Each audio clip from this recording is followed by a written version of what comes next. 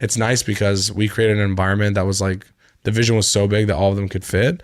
And now that they're even all running their own business, they like still verbally give credit back to working at that company, like Bad Marketing, right? Which is really cool to see, because that shows you like how genuine the relationship was in the situation. And so I think like being able to think bigger and work harder than everyone else is really what got me to where I'm at. I think a lot of people kind of like got comfortable at 50K, 100K a month. You know what I mean? It's easy, bro. If you make 100K a month net, you've never made 100K a month a year, or 100K a year, you make 100K a month, you're like, oh, I'm chilling, you know? But I always just surrounded myself with people that were way richer, and my closest business friends are all richer than I am. So I just feel broke at all times.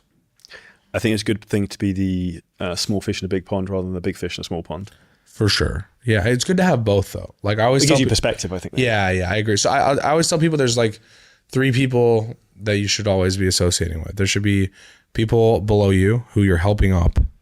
There should be people equal to you who are like your friends and the people that you relate to the most, etc. And you're all kind of in the same category. And then there's people above you who are the people that actually like you look up to and can learn from. The same way you're pulling people up, they're pulling you up type thing. And I always tell people there's like these 3 people you should always associate with. So that's why like on Instagram, like I respond to most DMs, like whatever I can, give people whatever free advice I can, especially beginners that are asking for help or whatever. That's why I make all the content, right? That's me pulling people up. Then I have my friends I watch sports with. We play sports together. We go to dinner, etc. That's the middle category. And then I have these people who are like, let's call them mentors, or people who are above me or past me in life, maybe usually, you know, around 50 years old or so, married, kids, $1 billion, blah, blah, blah. And those are the people I'm asking for advice. You know, I don't usually ask my friends that are equal for advice about how to make something that they haven't made yet. You know what I mean? So I go to those people for that. Something I'm going to pull out from what you said there is that your business partners couldn't keep up. So you obviously want to move forward at a lot of pace. How do you now keep your employees being able to keep up with you? It's a little different now because we got a brand, Okay. we got money, we got resources, and if you don't keep up, then you're out.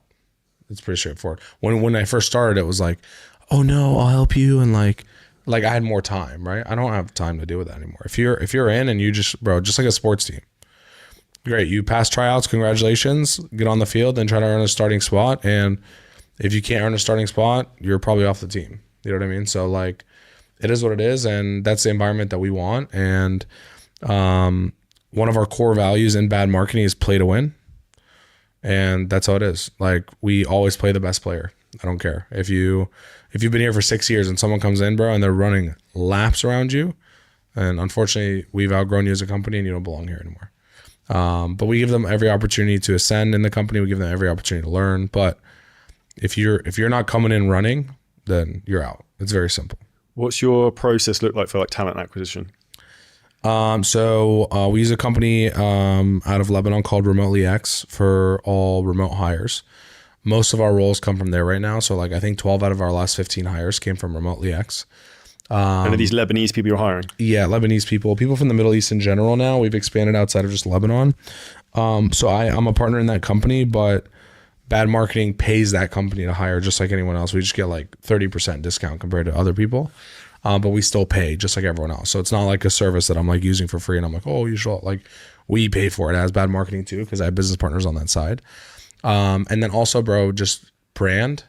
When you build a brand, people want to work for you.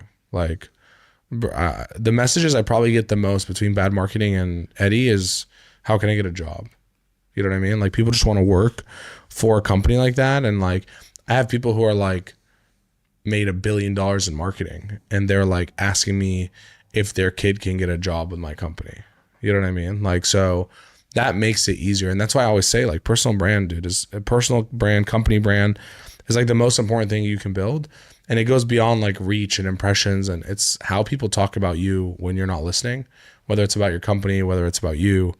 And that adds up over time. And that's something like no one can take from you.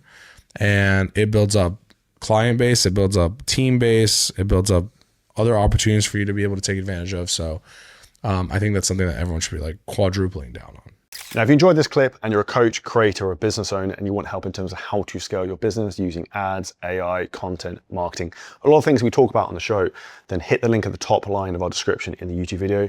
You can book on a call with us and we'll walk through the whole process, audit your business, and show you where there's huge, huge opportunities for you to scale.